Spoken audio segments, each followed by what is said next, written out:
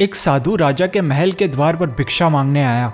उसने भिक्षा पात्र राजा के सामने लहराते हुए कहा, भिक्षाम देही, मुझे भिक्षा दीजिए। राजा ने कहा, जो मेरे द्वार पर आता है वह खाली हाथ नहीं जाता, क्या चाहिए बोल, जो मांगेगा वह मिलेगा। साधु ने कहा, महाराज, भिक्षा देने से पहले मेरी एक शर्त कान खोलकर सुन लीजिए। यह जो मेरे पास भिक्षा पात्र हैं, इसमें आपको जो देना है वह दीजिए, लेकिन भिक्षा पात्र को पूरी तरह भरना होगा, अधूरा या खाली मत रखिए। चाहे मिट्टी कंकड़ डालिए, मैं राजी हूँ, लेकिन अधूरा पात्र लेकर मैं वापस नहीं जाऊंगा। आज तक कोई मेरी यह शर्त पूरी नहीं कर सका है। अगर आपको यह शर्त मंजूर हो तो ही आप भिक्षा दीजिएगा। एक भिक्षु साधु के मुंह से यह शर्त सुनकर राजा का अहंकार चोटिल हुआ। उसने ऊंची आवाज में कहा, तू भिक्षुक होने के साथ साथ मूर्ख भी है क्या? तुझे क्या लगता है मुझ में एक भिक्षुक को भिक्षा देने की भी औकात नहीं है?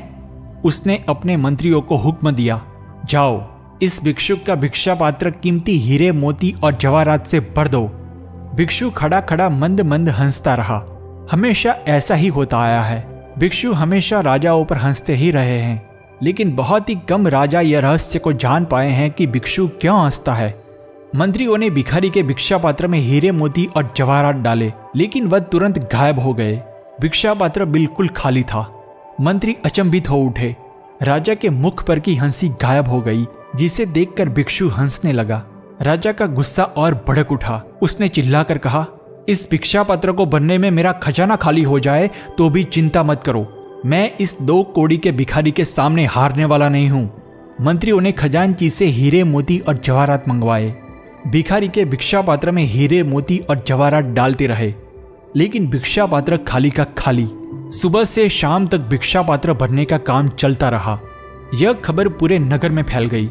इस अनोखी घटना का साक्षी बनने के लिए दरबार में लोगों की भारी भीड़ उमड़ने लगी।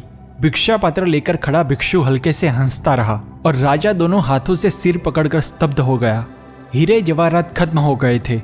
अब मंत्रियों ने तिजोरी से सोना चांदी लाकर भिक्षा पात्र में डालना शुरू किया, लेकिन भिक्षा पात्र जैसे अलौकिक था, वह भरता ही नहीं था। जो कुछ भी उसमें डालते वह पल भर में गायब हो जाता। आखिरकार राजा के सभी खजाने खाली हो गए। अब राजा ने भिक्षा पात्र में अपना हीरे जड़ित सोने का मुकुट, मोती की अंगूठी और सोने की माला डाल दी और खुद भिखारी बन गया।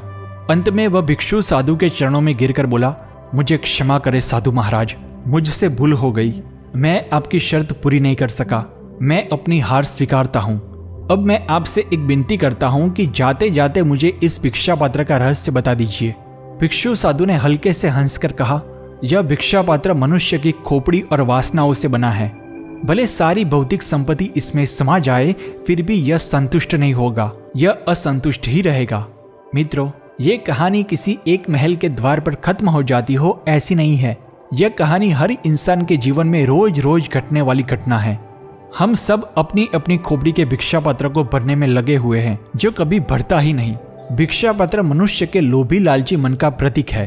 भले हमें दुनिया की सभी सुख सुविधाएं मिल जाएं, फिर भी हमारा लोभी मन असंतुष्ट ही रहेगा। उसकी मांग दिन ब दिन बढ़ती ही जाएगी और एक दिन अमूल्य जीवन का अंत आ जाएगा। जो व्यक्ति इच्छा, महत्वाकांक्षा और वासना की निरर्थकता को जानता है, वही राजा की तरह जीता है और वही राजा की तरह मरता है।